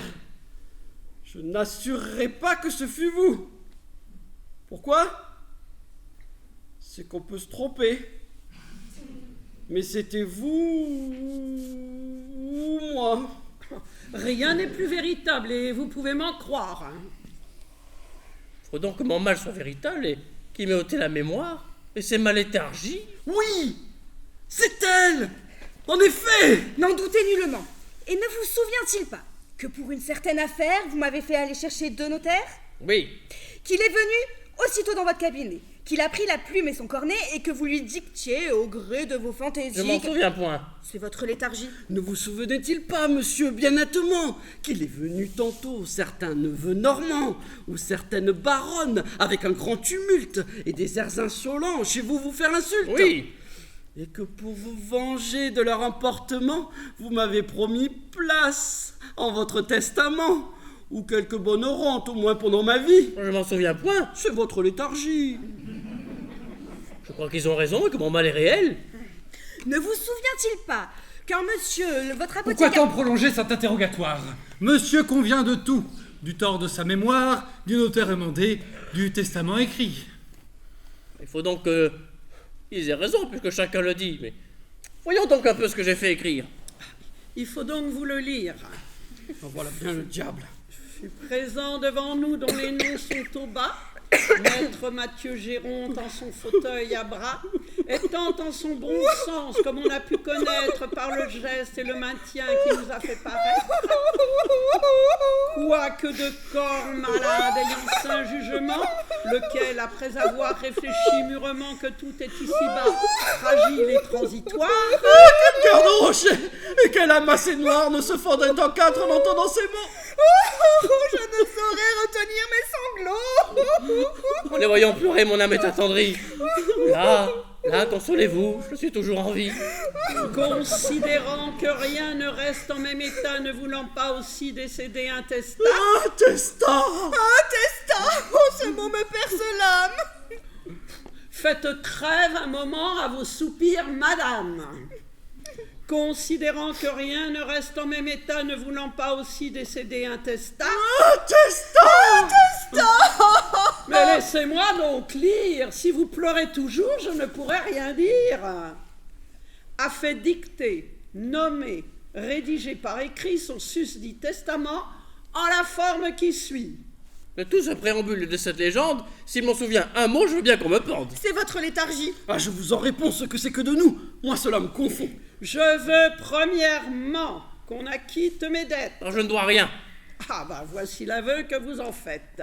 Je dois 400 francs à mon marchand de vin, un fripon qui demeure au cabaret voisin. Je dois 400 francs, c'est une forberie. Ah, excusez-moi, monsieur, c'est votre léthargie. Je ne sais pas, ouvrez si vous les lui devez, mais il me les a, lui, 1000 fois demandés. C'est un maraud qui font voyant, galère. Non, quand ils y seraient tous, on les n'est pas guerre, hein. Déshéritant tant que besoin pourrait être, parents, nièces, neveux aussi bien nés qu'à naître, et même tous bâtards à qui Dieu fasse paix, s'il s'en trouvait aucun au jour de mon décès. Moi, des bâtards? Moi, c'est style de notaire. Je voulais nommer reste légataire. Je vois au présent article que j'ai pu dicter le présent testament. Item, je donne et lègue en espèces sonnantes à Lisette. Ah, grand Dieu! Qui me sert de servante pour épouser Crispin en légitime 2000 écus. Monsieur, en vérité, pour peu, car enfin, ma bouche, quand j'y pense, je me sens suffoqué par la reconnaissance. Parle donc. Ah, monsieur! Mais qu'à se dire cela, je ne suis point l'auteur de ces sottises-là. 2000 écus comptants. Déjà, vous repentiriez-vous d'avoir fait œuvre pie? Une fille nubile exposée au malheur, qui veut faire une fin en tout bien tout honneur. Lui refuseriez-vous cette petite grâce? 2000 écus comptants. 15 ou 20 écus passent encore. Ah mais c'est qu'aujourd'hui, monsieur, les maris sont si courus. Hélas, qu'a-t-on pour 20 écus? On a ce qu'on peut, entendez-vous, mamie. Il en est à tous les prix. Achevez, je vous prie. Item, je donne et lègue C'est mon tour et on va me jeter. à Crispin À Crispin? pour tous les obligeants bons et loyaux services qu'il rend à mon neveu dans divers exercices, qu'il peut bien encore lui rendre à l'avenir, 1500 francs de rente viagère pour avoir souvenir de moi dans ses prières. Oui, monsieur, à deux genoux. Je prierai Dieu pour vous jusqu'au dernier soupir. Voilà ce qui s'appelle un vraiment honnête homme, si généreusement me laisser cette somme. Mais n'en ferais-je, parbleu? Qu'est-ce à dire cela?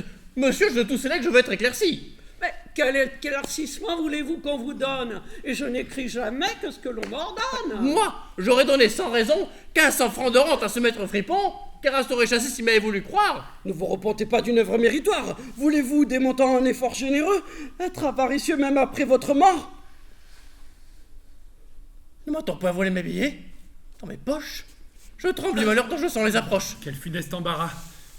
Vous les cherchez en vain. Vous ne les avez pas. Où sont-ils donc, Capon? Tantôt pour Isabelle, je les ai, par votre ordre exprès, portés chez elle. Par mon ordre? Oui, monsieur. Je m'en souviens point. C'est votre léthargie. Oh, oui, je suis là, je veux qu'on fasse raison, je suis là de toutes ces léthargies. Cours chez elle. Dis-lui que quand j'ai fait ce don, j'avais perdu l'esprit, le sens et la raison. Ne vous alarmez point, je viens pour vous les rendre. Oh ciel! Mais sous des lois que nous osons prétendre. Et quelles sont ces lois? Je vous prie humblement de vouloir approuver le présent testament. Mais tu n'y penses pas! Peux-tu laisser cette chambrière avec de cette espèce? Mais le ciel vous le rendra au centuple. Plus le legs est gros, plus le mérite est grand. Et ce maraud qui aurait la somme en partage? Je vous promets, monsieur, d'en faire bon usage. De plus, ce legs ne peut en qu'à vous faire tort. Il est vrai qu'il n'en doit jouir qu'après ma mort. Ce n'est pas encore tout.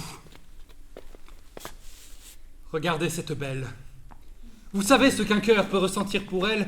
Vous avez éprouvé la force de ses coups.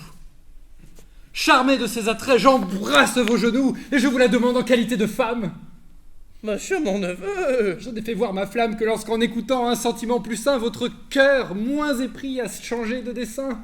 Je crois que vous et moi, nous ne saurions mieux faire. Nous verrons. Avant de conclure l'affaire, je veux voir mes billets en entier. Aïe! Convenons de nos faits avant que de ne rien rendre. Si tu me les rends, je te vous fais tous pendre. Monsieur, vous nous voyez tous embrasser vos genoux. Voulez-vous aujourd'hui nous désespérer tous? Oh, monsieur! Monsieur! La tendresse m'accueille. T'as-t-on rien distrait du portefeuille?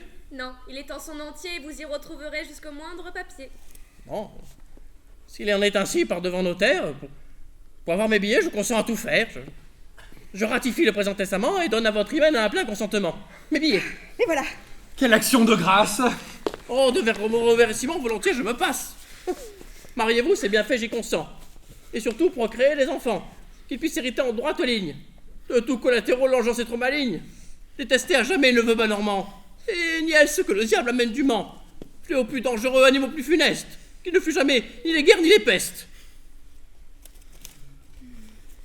Laissons-le dans l'erreur. Nous sommes héritiers. Lisette, sur mon front, vient ceindre les lauriers.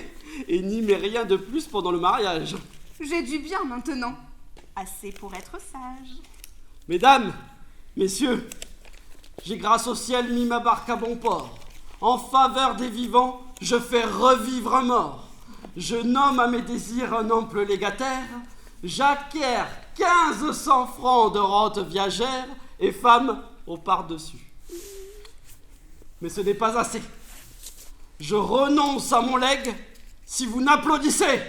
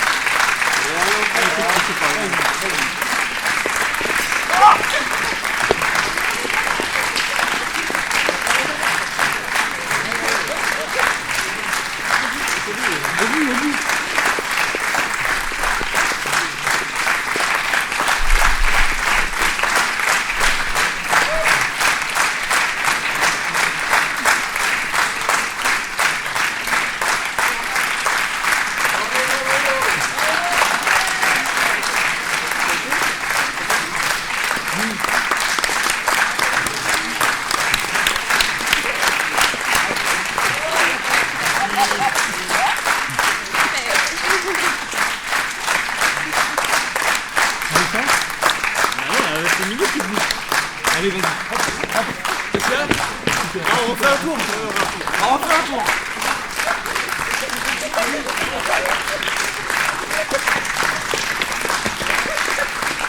C'est comme prévu. Et on se mélange, on se mélange.